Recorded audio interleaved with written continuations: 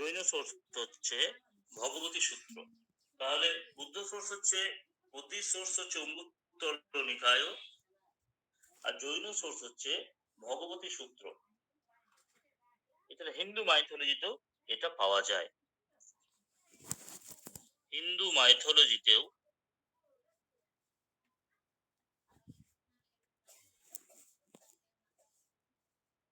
ষোড়শ মহাজনপদের ধারণা পাওয়া যায়। যতগুলো মহাজনপদ ছিল আর কি, যতগুলো মহাজনপদ ছিল তার মধ্যে ব্রিজি আর মল্ল, ব্রিজি আর মল্ল এখানে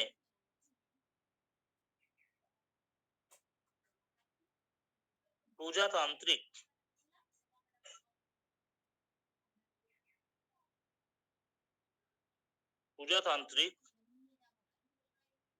রাষ্ট্র ছিল। ব্রিজি এবং মল্ল এই দুটো জায়গায় প্রজাতান্ত্রিক রাষ্ট্র ছিল। যতগুলো মহাজনপদ ছিল তার মধ্যে 16টার মধ্যে 15টাই ছিল নর্থ ইন্ডিয়াতে, একটা ছিল সাউথ ইন্ডিয়াতে। দক্ষিণ ভারতে যেটা ছিল সেটা হচ্ছে অশোক, এটা ছিল আমাদের গোদাবরী নদীর তীরে।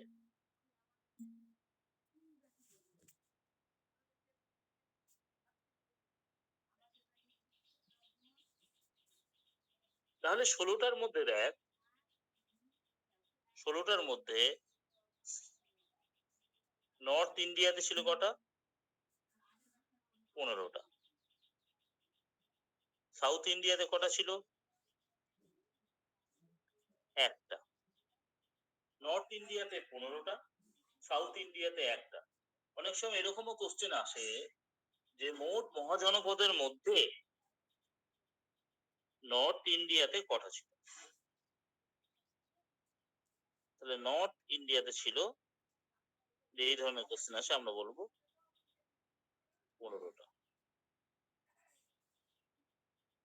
নর্থ ইন্ডিয়াতে ছিল 15টা।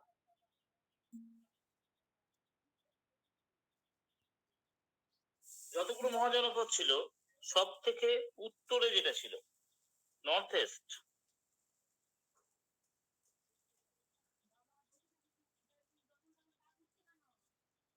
একেবারে নর্থে ছিল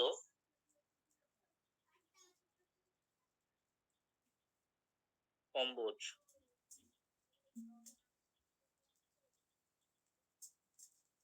ওয়েস্টে ছিল গান্ধার, সাউথে ছিল অশোক, আর ইস্টে ছিল বঙ্গ। নর্থে ছিল কম্বোজ, ওয়েস্টে ছিল গান্ধার, সাউথে ছিল অশোক, আর ইস্টে ছিল আমাদের অঙ্গ। এই চারটে আমাদের ছিল। এবার আমরা যেটা জানবো, এই 16খানা মহাজনপদের মধ্যে 16খানা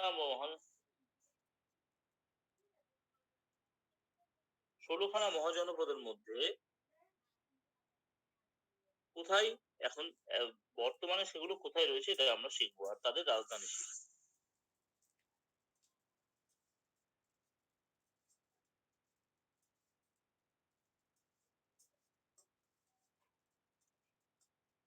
প্রথমে শুরু করবো আমরা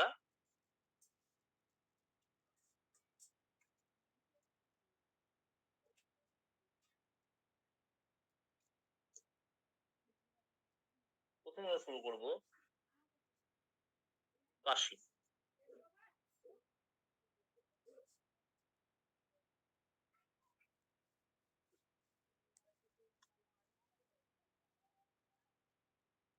কাশী, কুশল, অঙ্গ, মগধ,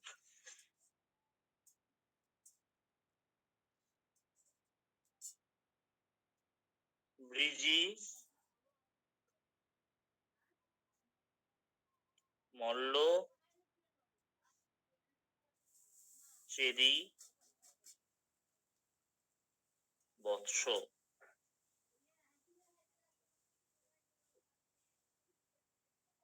অশ্বপ,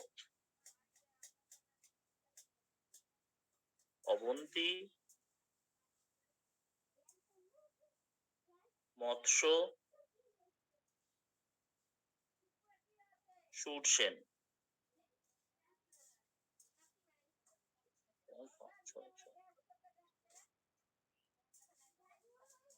পুরু,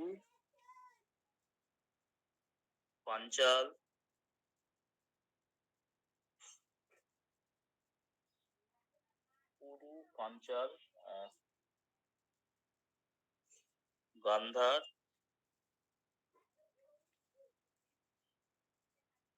কম্বোজ। এইগুলো আমাদের 16টা। কাশি এই সর্বেই জীবন উপপাদ্য দেওয়া আছে, মুখস্থ করে নিবি।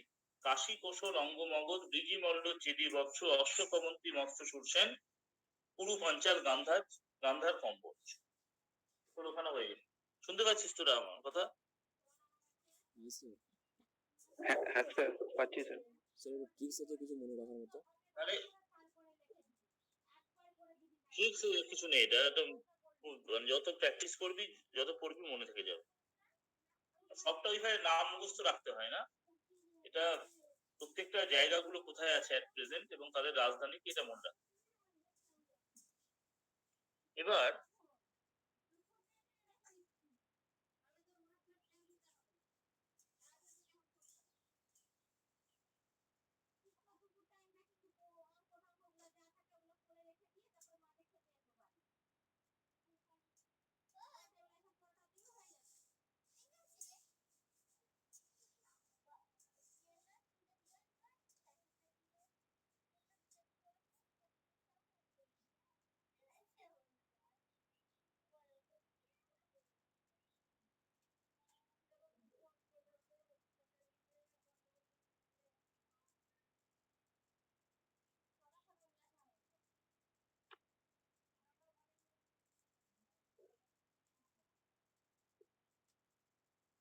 কাশীর রাজধানী, তাহলে আমরা দুটো ছক করি। একটা হচ্ছে বর্তমান অঞ্চল, বর্তমানে কোথায় আছে, একটা ছক করি আমরা রাজধানী।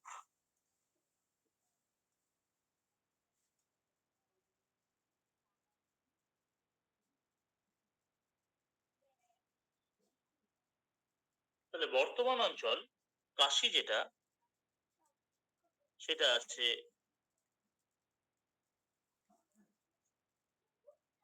বারাণসী, রাজধানীও বারাণসী, বেনারস যেটাকে বলে। কুশল বর্তমান অঞ্চল হচ্ছে অযোধ্যা,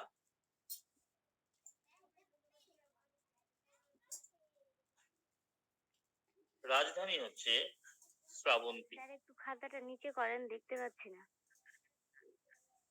রে সপ্তমী, হ্যাঁ তোকে স্যার। আমি দেখতে পাচ্ছি না কেন? তুই পড়তে আসছিস না কেন?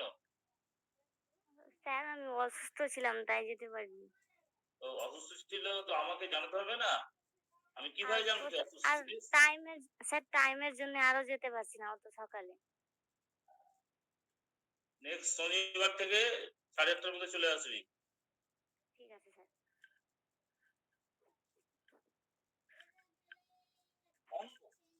হচ্ছে পূর্ব বিহার, ইস্ট বিহার।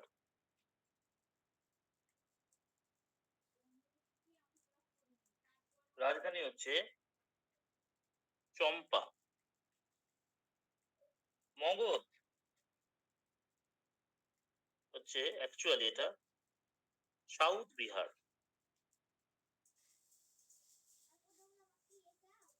রাজধানী গিরিব্রজ বা রাজগীর।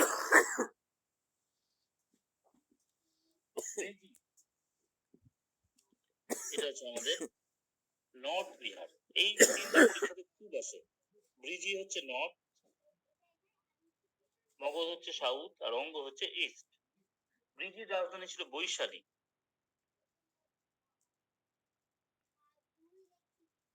মল্ল হচ্ছে গোরখপুর।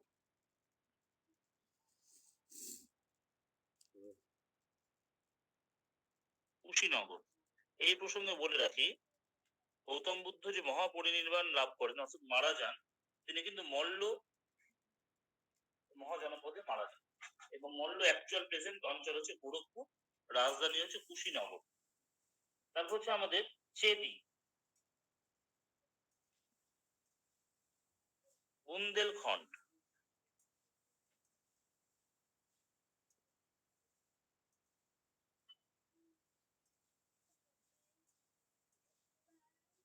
শক্তি মাটি। আচ্ছা বলছি, তোদের অফলাইন ক্লাসে ইকোনমিক্স হচ্ছে কি? স্যার হচ্ছিল স্যার। কি হচ্ছিল ইকোনমিক্সে? ন্যাশনাল ইনকাম না? ন্যাশনাল ইনকামটা একদিন করিয়েছি। আচ্ছা ঠিক আছে। একদিন স্যার জিডিপি হয়েছিল, জিডিপি হয়েছিল এর আগে। ওকে ওকে ওকে, যেটা ওটাই শুরু করতে হবে, ভুলে গেছিলাম। ঠিক আছে, পয়েন্ট করবি।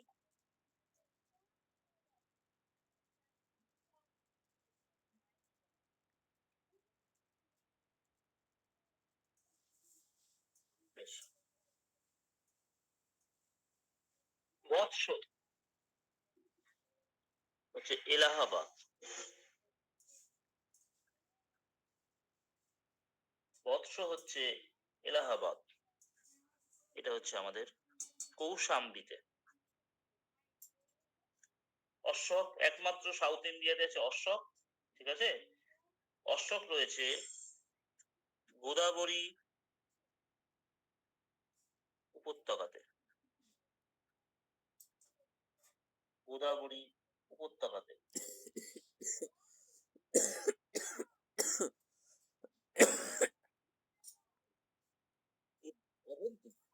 এটা হচ্ছে মালবে।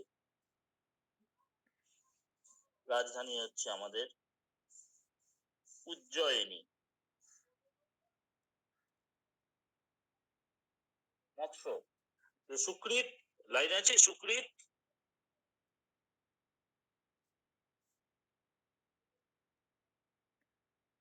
সুকৃত লাইন আছিস? হ্যাঁ স্যার, হ্যাঁ হ্যাঁ স্যার। আর বলছি নেক্সট শনিবার তুই পড়তে চলে আসবি বাংলাতে, ঠিক আছে স্যার। 8:30টার সময়। মৎস্য হচ্ছে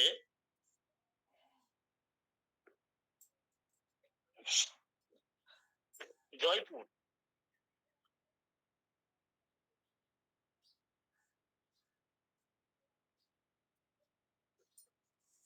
বিরাটনগর রাজধানী।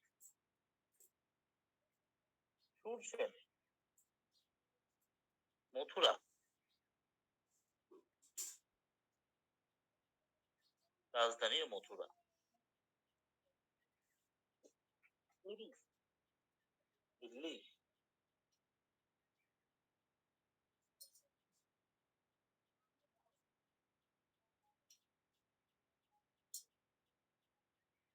দিল্লি। পাঞ্চাল, পাঞ্চাল পাঞ্চাল। গান্ধার, পেশোয়ার। মা বা মা রাজধানী হচ্ছে বলছি তক্ষশিলা। গোলমরিচ দিয়ে একটু চা করে দাও তো আমাদের। কম্বোজ। হ্যাঁ? West Kashmir, west Kashmir. Rajpur.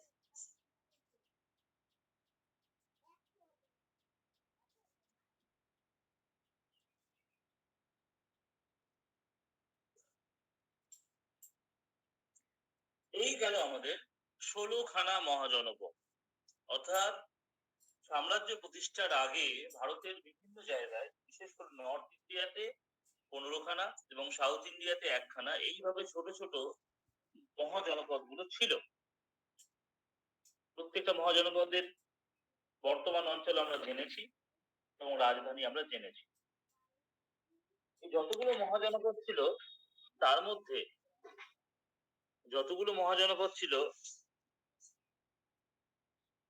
Afrida sir? আছিস? আফ্রিদা হ্যাঁ স্যার, আসিস বলছি সেখানে স্যার। আরেকদিন? আজ আমার স্যার, প্রশ্ন উত্তর দে। সেদিন আমার ঘুম ভাঙতে দেরি হয়ে গেছিল, তো গাড়ি ইস, ছুটে গেছিল। নেক্সট গাড়িতে যাওয়াও যেত না টাইমে। পরিবার আসবি। হুম, ঠিক আছে স্যার। স্যার, বলছিলাম বল যে গান্ধারের বল। রাজধানীটা কি লিখেছেন বুঝতে পারছি না। পেশোয়ার, না তক্ষশিলা। ও আচ্ছা, ঠিক আছে স্যার। বিশ্বের প্রথম ইউনিভার্সিটি কিন্তু তক্ষশিলাতেই হয়েছিল, কেমন? তাহলে এই যে হ্যাঁ স্যার। যতগুলো মহাজনপদ আছে তার মধ্যে আস্তে আস্তে মগধ কিন্তু আস্তে আস্তে শক্তিশালী হয়ে উঠল। যতগুলো মহাজনপদ আছে তার মধ্যে মগধ আস্তে আস্তে শক্তিশালী হয়ে উঠলো, এবং বিষয়টা এমন হলো মগধ আস্তে আস্তে টোটাল মহাজনপদ গুলোকে মগধ কন্ট্রোল করতে শুরু করলো, এবং কনসেপ্ট এরকম হয়ে গেল মগধ যার ভারত তার, মগধ যার ভারত তার। এই মগধকে কেন্দ্র করে আস্তে আস্তে আমরা দেখলাম ভারতের ইতিহাসে বিভিন্ন রাজবংশগুলো কেন্দ্রীভূত হতে লাগলো মগধকে কেন্দ্র করে। মগধে যে সাম্রাজ্যবাদের যুগ সৃষ্টি হলো, মগধের প্রথম যে বংশটা প্রতিষ্ঠিত হলো সেটাকে বলছি আমরা হর্ষঙ্ক বংশ বা হর্যঙ্ক বংশ।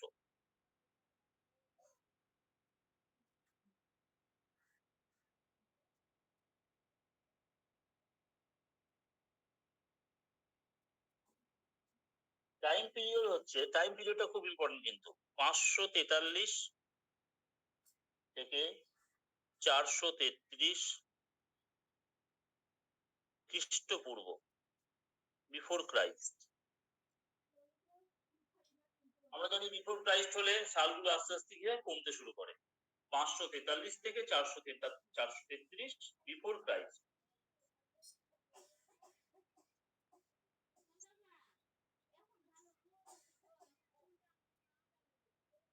ফাউন্ডার কে ছিলেন?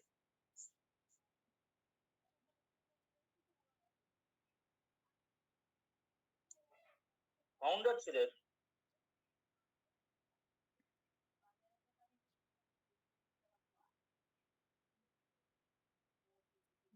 বিম্বিসার। বিন্দুসার না, কিন্তু ফাউন্ডার ছিলেন বিম্বিসার। উপাধি কি ছিল তার? পরীক্ষাতে খুব আসে এটা, ভিভিআই করে রাখে এটা। তার উপাধি ছিল শ্রেণিক।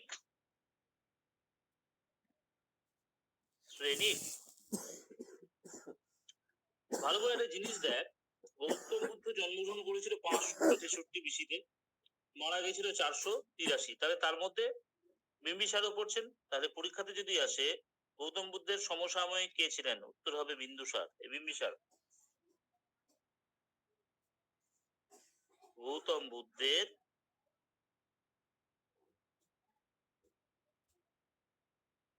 সমসাময়িক।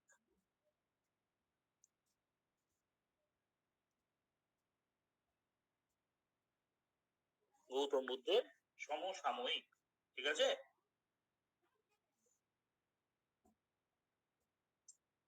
তাহলে গৌতম বুদ্ধের সমসাময়িক কে ছিলেন? বিম্বিসার। গৌতম বুদ্ধের সমসাময়িক কে ছিলেন?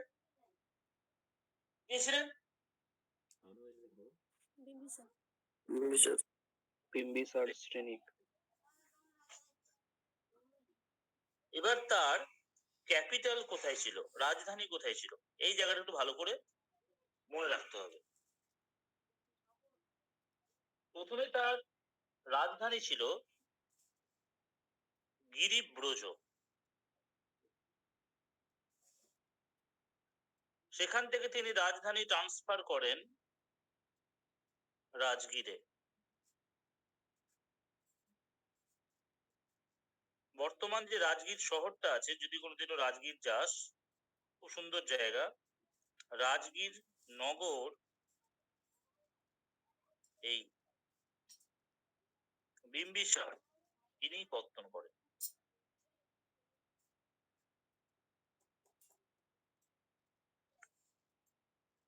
স্যার আচ্ছা, স্যার প্রেজেন্ট নাম রাজগীর।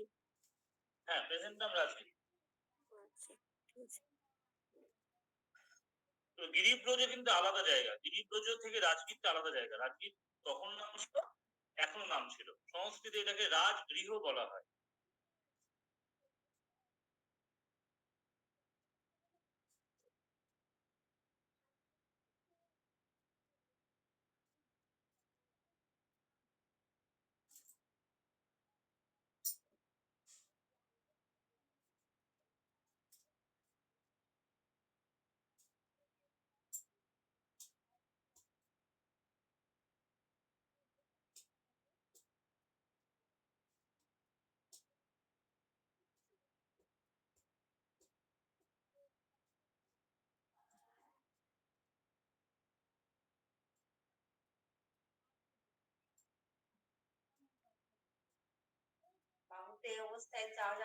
ঠিক আছে, তাহলে প্রথমে ছিল গিরিব্রজ, সেখান থেকে তিনি রাজধানী ট্রান্সফার করেন রাজগীরে, এবং রাজগীর নগরটা তিনি পত্তন করেন। রাজগীর কথার অর্থ হচ্ছে রাজগৃহ। রাজগৃহ থেকে রাজগীর কথাটা এসেছে।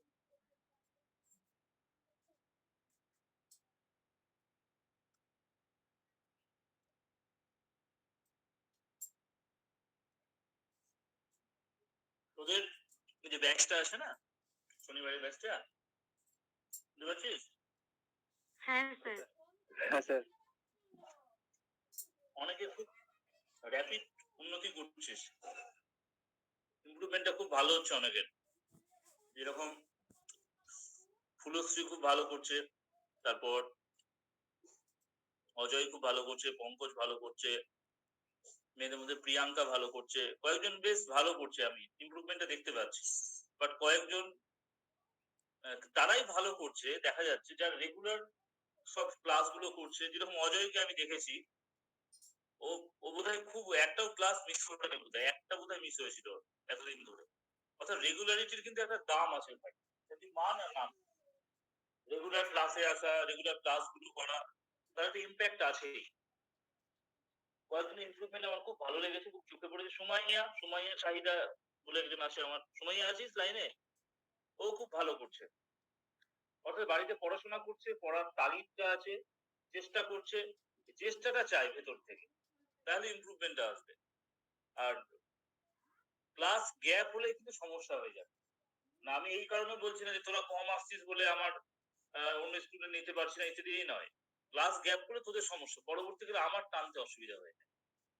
ওই জন্য খুব এসেন্সিয়াল কারণ না থাকলে ক্লাস গ্যাপ করিস না। যদি মনে হয় না আমি এখন ডাব্লিউবিসিএস নিয়ে করবো না, তাহলে আমাকে ওটা জানিয়ে দিস, তাহলে সেই মতো এ করতে হবে প্ল্যানিংটা। মানে অন্য কাজও করবি, এটাও মানে হাফ হার্টেডলি করে কিন্তু লাভ নাই। যখন ডাব্লিউবিসিএস এর প্রিপারেশন নিয়েছিস বাবা, একদম ফুল মানে সব একদম সর্বশক্তি নিয়ে ঝাঁপিয়ে পড়তে হবে, তাহলে ইমপ্রুভমেন্টটা কিন্তু আস্তে আস্তে হবে।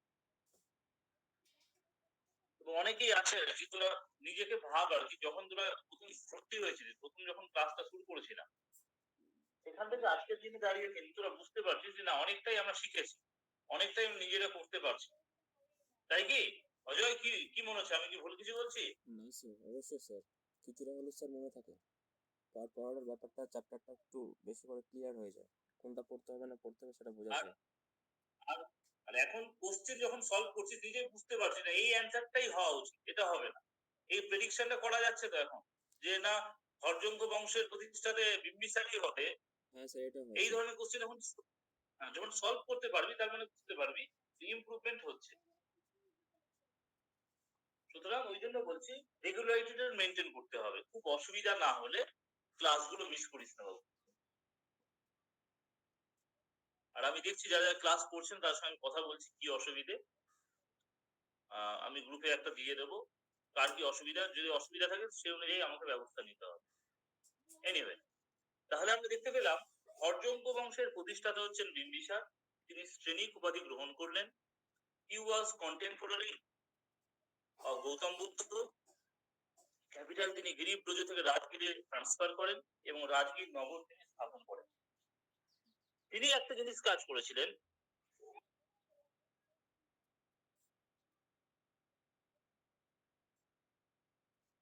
ম্যারিটাল অ্যালায়েন্স অর্থাৎ বৈবাহিক সম্পর্কের মাধ্যমে রাজধানী রাজ্যের শ্রীবৃদ্ধি করেছিলেন। তিনি কি করেছিলেন?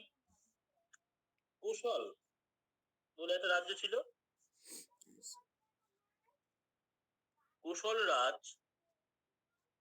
কোশলের রাজার নাম ছিল প্রসেনজিৎ।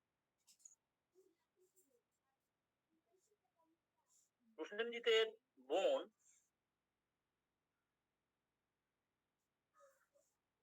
কোশল দেবী, তার সঙ্গে বিবাহ করেন। এটা 1 নম্বর। 2 নম্বর হচ্ছে লিচ্ছবি রাজকন্যা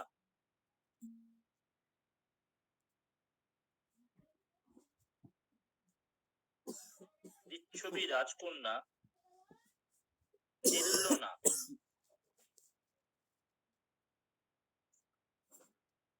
3 নম্বর হচ্ছে মল্ল রাজকন্যা হেমা। 4 নম্বর বিদেহ রাজকন্যা বাসবী। এই 4 জনকে তিনি বিবাহ করেন, ঠিক আছে?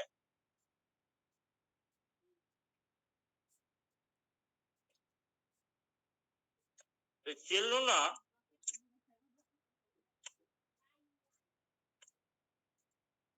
তাদের মহাবীর একটা সম্পর্ক আছে, সেটা আমি পরে বলবো আর কি।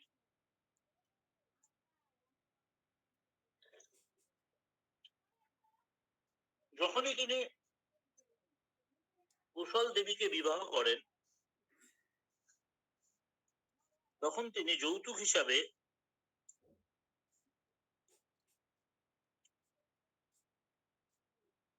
কাশী রাজ্যের একাংশ পান এবং ওই জায়গা থেকে 1 লক্ষ মুদ্রা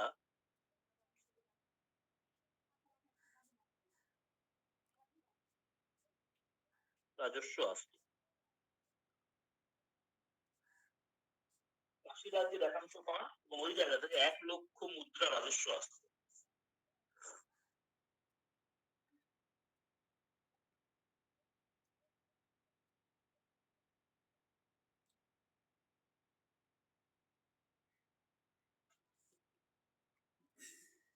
এরপরে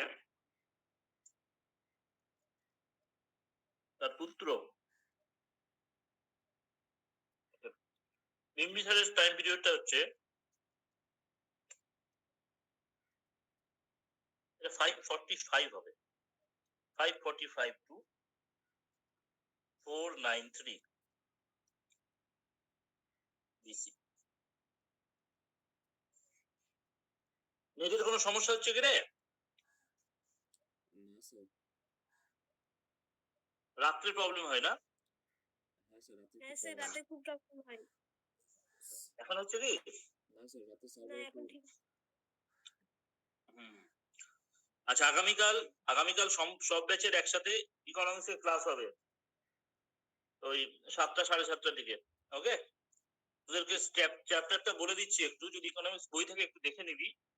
আগে একবার করানো হয়েছে চ্যাপ্টারটা, তবু আরেকবার করানো হবে। এক্সটার্নাল সেক্টর মানে ব্যালেন্স অফ পেমেন্ট ইত্যাদি ইত্যাদি, এই জায়গাটা একটু পারলে বই একটু রিডিং করে রাখিস, তাহলে পড়তে সুবিধা হবে। কি পড়াবো? এক্সটার্নাল সেক্টর ইকোনমিক্স এর এই চ্যাপ্টারটা পড়াবো। আর তোদের নেক্সট শনিবার যখন অফলাইন ক্লাসটা হবে, তখন ওই ইকোনমিক্স এর যেটা চলছিল সেটা হবে। হিস্ট্রির আমরা মৌর্য যুগ পড়াবো সেদিন। হিস্ট্রি আর ইকোনমিটা আমরা আপাতত চালু রাখি। হিস্ট্রিতে আমরা অ্যান্সিয়েন্টটা শেষ করে তারপর আবার জিওগ্রাফিতে চলবো। ঠিক আছে পঙ্কজ বাবু? ঠিক আছে স্যার। শরীর খারাপ নাকি? না স্যার, মুড অফ কেন? মুড অফ নাই স্যার। মুড ঠিক আছে? মুড মুড ঠিক আছে কিনা তোর? আচ্ছা, নেক্সট চলে আসছি আমরা অজাত শত্রু।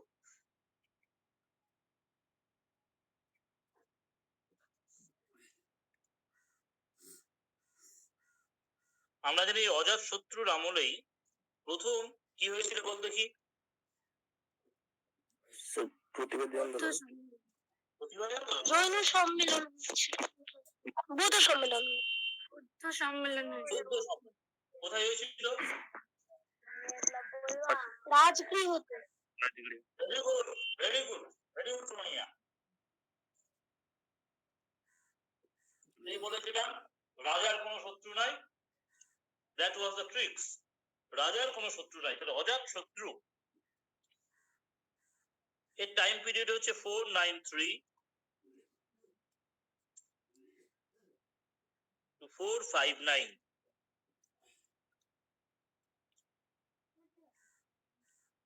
বেশি 493 to 459 বিসি, এই সময়ের মধ্যে তিনি ছিলেন। ওকে,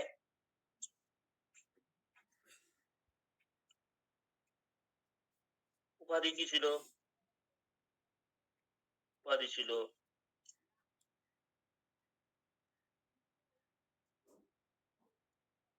উনি।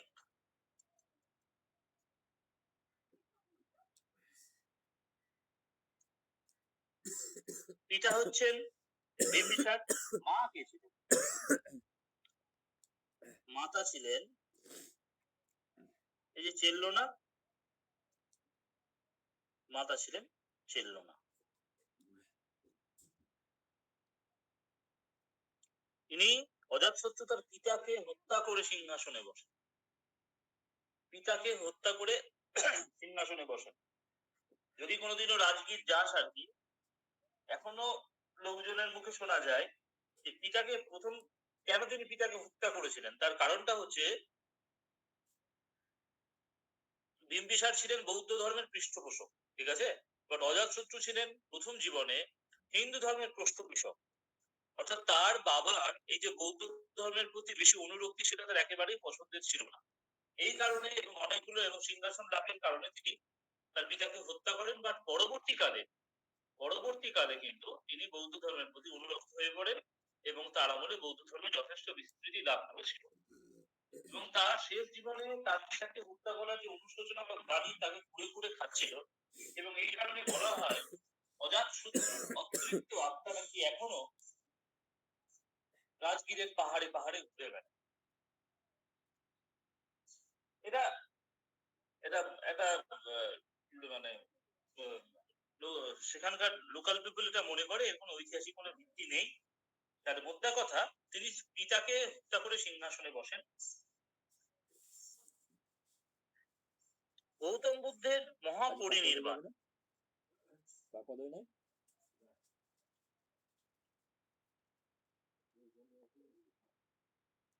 গৌতম বুদ্ধের মহাপরিনির্বাণ। মিষ্টির জায়গা দেওয়া আছে?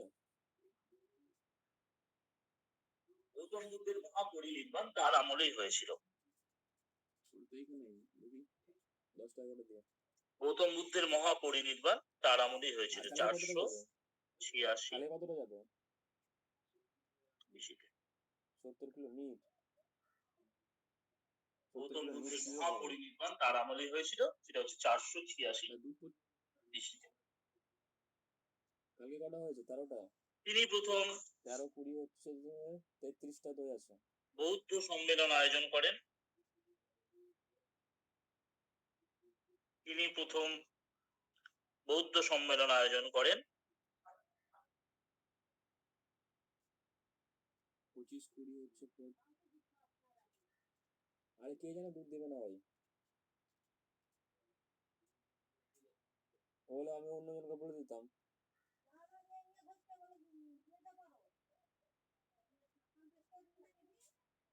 আরে যে টাইমে ওই দুধ দিয়েছে সেটা আমি তার কাউকে বলার টাইম নাই, ওই একটা দিয়ে দুধ কোথায় পাবো?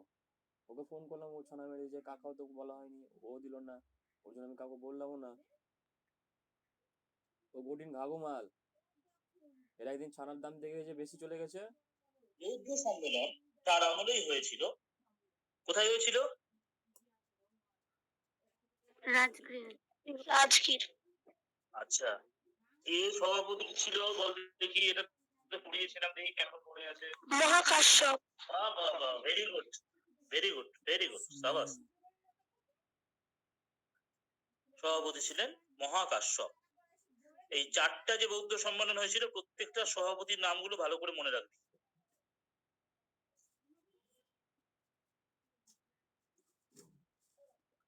এরপরে অজাতশত্রুর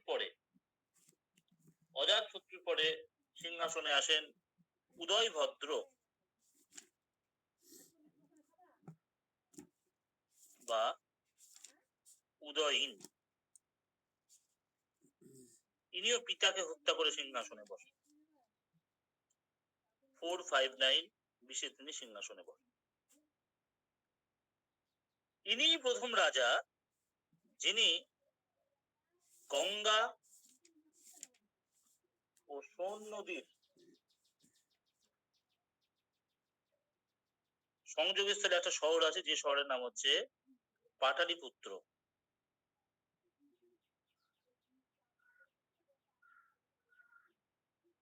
সেখানে রাজধানী ছিল আগে, কোথায় ছিল বাবু? রাজগৃহ। রাজগৃহ থেকে তিনি পাটালিপুত্রে রাজধানী ট্রান্সফার করেন। এটা ভিভিআই করে রাখ, পরীক্ষাতে খুব আসে। কে প্রথম পাটালিপুত্রে রাজধানী স্থাপন করেন? তিনি হচ্ছেন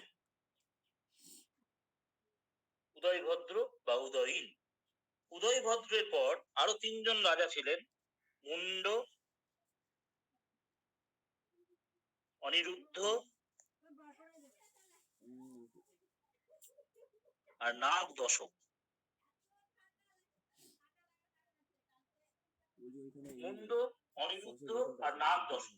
মুন্ড, অনিরুদ্ধ আর নাগ দশক, এই 3জন রাজা ছিলেন, মুন্ড, অনিরুদ্ধ আর নাগ দশক। বাট মাইথোলজি বলে প্রত্যেকেই ছিল তারা পিতৃহন্তা।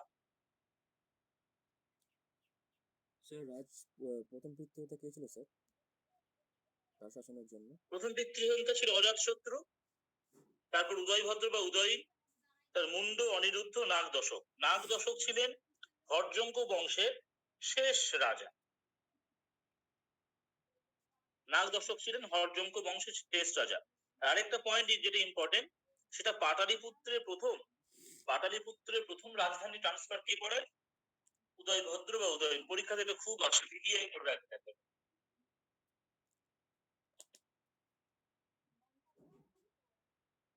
ঠিক আছে,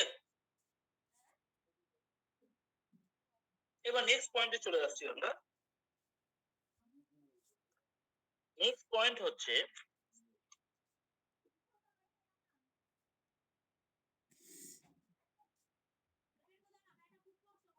নাগ দশক ছিল শেষ রাজা।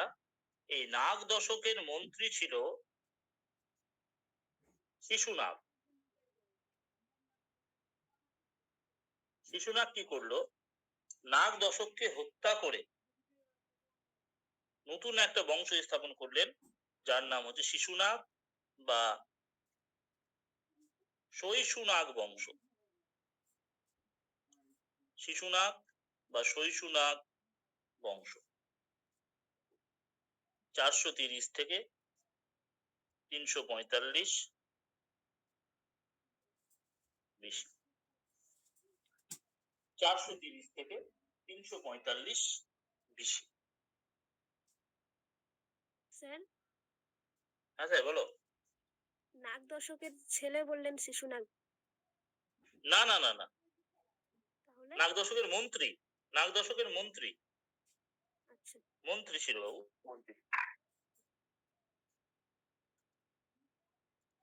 শিশুনাগ বংশের প্রতিষ্ঠাতা হচ্ছেন শিশুনাগ।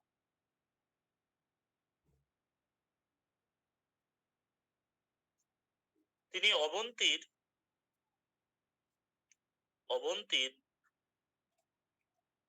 প্রদ্যোৎ বংশ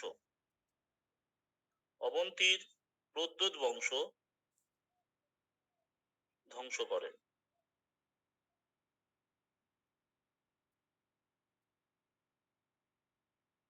অবন্তীর প্রদ্যোৎ বংশ তিনি ধ্বংস করেন।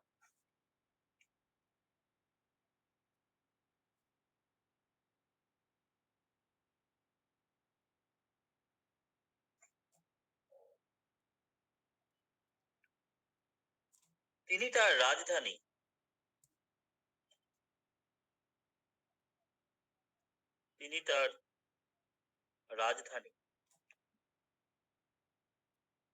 প্রথমে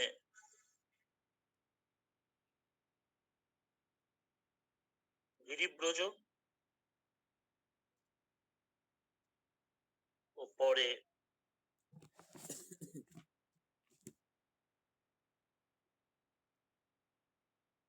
বৈশালীতে স্থাপন করেন।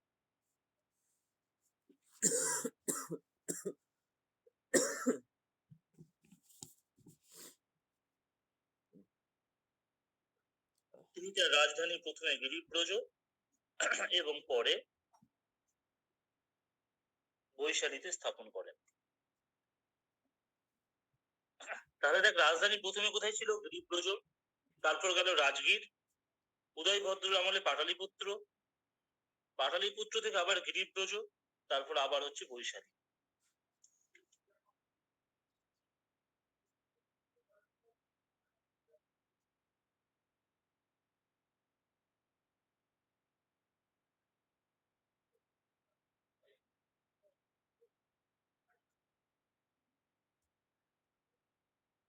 তারপর শিশুনাগের পরে বসলেন তারাশোক বা কাকাবর্ণ। তিনি ছিলেন শিশুনাগের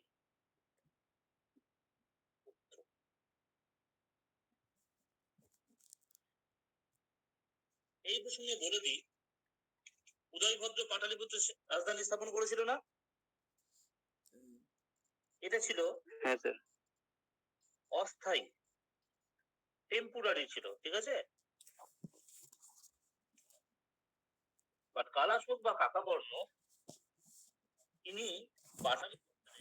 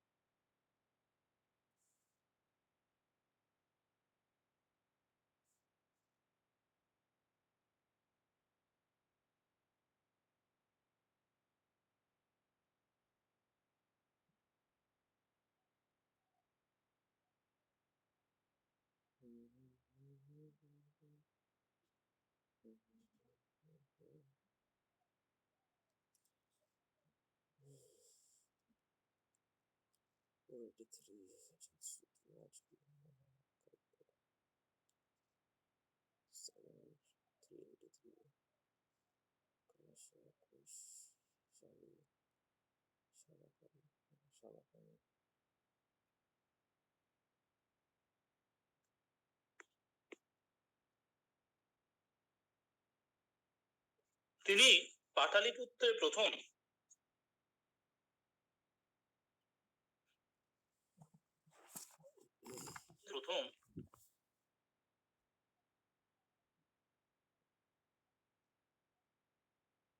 স্থায়ী রাজধানী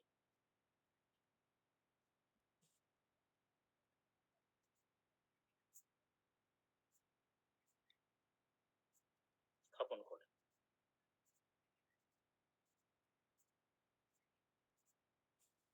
তিনি পাটালিপুত্রের প্রথম স্থায়ী রাজধানী স্থাপন করেন। তার আমলে মগধ উত্তর ভারতে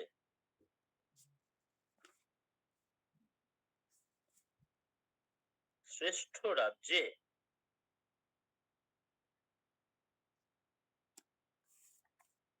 পরিণত হয়।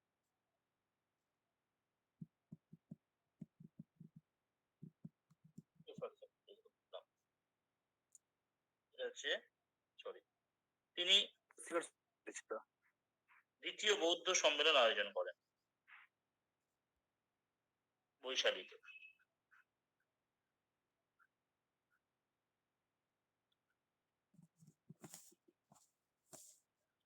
তারপরে শিশুনাথ বংশের পরে এলো নন্দ বংশ।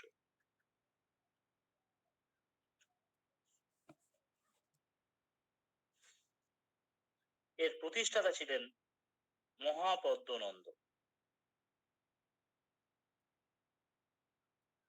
এই মহাপদ্মনন্দ ছিলেন অক্ষত্রিয় রাজবংশ, এরা সব ক্ষত্রিয়। মহাপদ্মনন্দকে সর্বক্ষত্রান্তক, একরাট, দ্বিতীয় পরশুরাম ইত্যাদি নামে আখ্যায়িত করা। মহাপদ্মনন্দের পর তার 8 জন পুত্র সিংহাসনে বসেন। এই বংশের শেষ রাজা ছিলেন ধননন্দ। আলেকজান্ডার যখন ভারত আক্রমণ করেন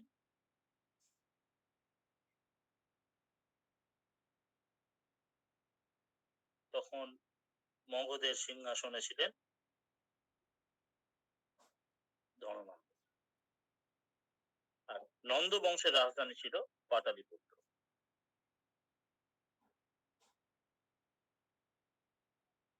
এই গেল যে সিলেবাসটা তোদেরকে দেওয়া হয়েছে তার পড়া, যে সিলেবাসটা তোদেরকে দেওয়া হয়েছে তার পড়া গেল এইটা।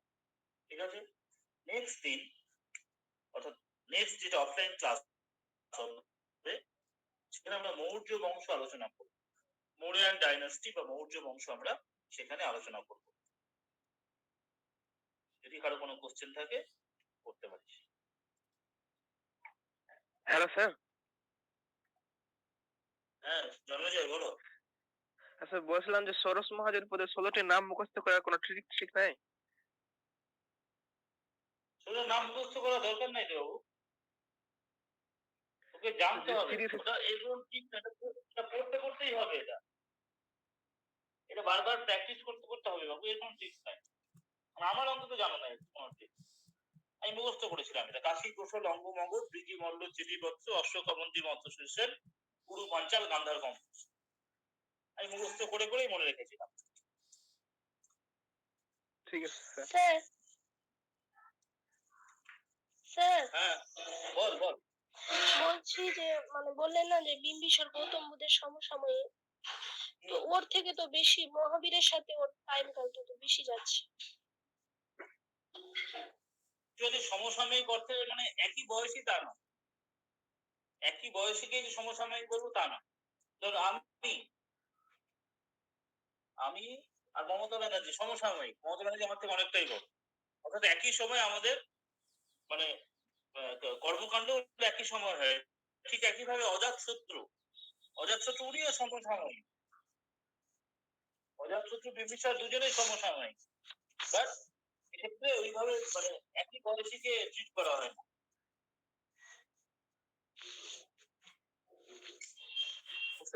বুঝতে পারি বাবু? হ্যাঁ স্যার। আর কারো কোনো কোশ্চেন? Hello sir. ফিরোজ? হ্যাঁ স্যার, বলো বলো। বলছিলাম যে স্যার আজকে তো পড়ার ডেট ছিল না স্যার, তো আজকে তো মঙ্গলবার। না আজকে অ্যাকচুয়ালি শনিবারের যে ব্যাচটা আছে তাদের অফলাইন ক্লাস হয়নি তো দুটো উইকে, আচ্ছা, তাদের জন্য করা যায়, এটা সবার জন্য না। ও আচ্ছা স্যার। আর বলছিলাম যে স্যার, আর আমাদের আমি তো মানে নতুন জয়েন করেছি, এর আগে রবিবার গিয়েছিলাম, বলছি আগের যেগুলো মিস হয়ে গেছে ওইগুলো স্যার। সেগুলো হয়ে যাবে আস্তে আস্তে, তুমি এটা ধরো না। এটা তো জাস্ট হিস্ট্রি। কি হয়েছে এই ব্যাচের? ইন্দাস ভ্যালি সিভিলাইজেশন হয়েছে, বৈদিক সিভিলাইজেশন হয়েছে, প্রতিবাদী আন্দোলন হয়েছে, তারপরে এই চ্যাপ্টার 4 নম্বর চ্যাপ্টার শুরু করে দেওয়া। আচ্ছা। আর স্যার বুক লিস্ট গুলো ওগুলো সব নেওয়া হয়নি স্যার? বুক লিস্ট দেওয়া হয়নি? বুক লিস্ট আচ্ছা, থার্ড ব্যাচের বুক লিস্টটা একটু পোস্ট করে দিস তো গ্রুপে কেউ। জন্মজয়, হ্যাঁ স্যার। বুক লিস্টটা একটু গ্রুপে পোস্ট করে দাও। স্যার থার্ড ব্যাচটাতে? হ্যাঁ। ঠিক আছে।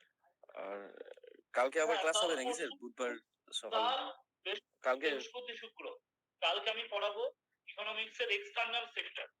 ইকোনমিক্স এর নিতিন সিংহানিয়ার বইটা কিনে এক্সটার্নাল সেক্টরটা একটু জাস্ট রিডিং করে নাও। সবাইকে বলছি তোরা একটু রিডিং করে নে, তাহলে পড়তে সুবিধা হবে। আচ্ছা এখানে আমি পড়াবো কারেন্ট অ্যাকাউন্ট কাকে বলে, ক্যাপিটাল অ্যাকাউন্ট কাকে বলে, ব্যালেন্স অফ পেমেন্ট কাকে বলে, কারেন্ট অ্যাকাউন্ট থেকে ক্যাপিটাল অ্যাকাউন্টে কনভার্টিবিলিটি কাকে বলে। হ্যাঁ, এই বিষয়গুলো আমি পড়াবো, খুব ধরে ধরে পড়াবো। এগুলো একদম কনসেপচুয়াল জায়গা, এই জন্য একটু ধৈর্য করতে হবে। আচ্ছা, ঠিক আছে স্যার। ঠিক আছে, তাহলে আপাতত রাখছি। তোরা স্যার হ্যাঁ স্যার। স্যার হ্যাঁ স্যার বলো। বলছিলাম যে জিওগ্রাফিটা একদিন কভার করে দিলে ভালো হতো। ইকোনমিক আর হিস্ট্রিটা একটু যে একটা জায়গা মতো চলে যাক বাবু, মানে আচ্ছা ঠিক আছে। হিস্ট্রিটা আমি অ্যানসিয়েন্টটা শেষ করে নিয়ে আগে, তারপরে আমি জিওগ্রাফি। আচ্ছা ঠিক আছে। ঠিক আছে, ঠিক আছে।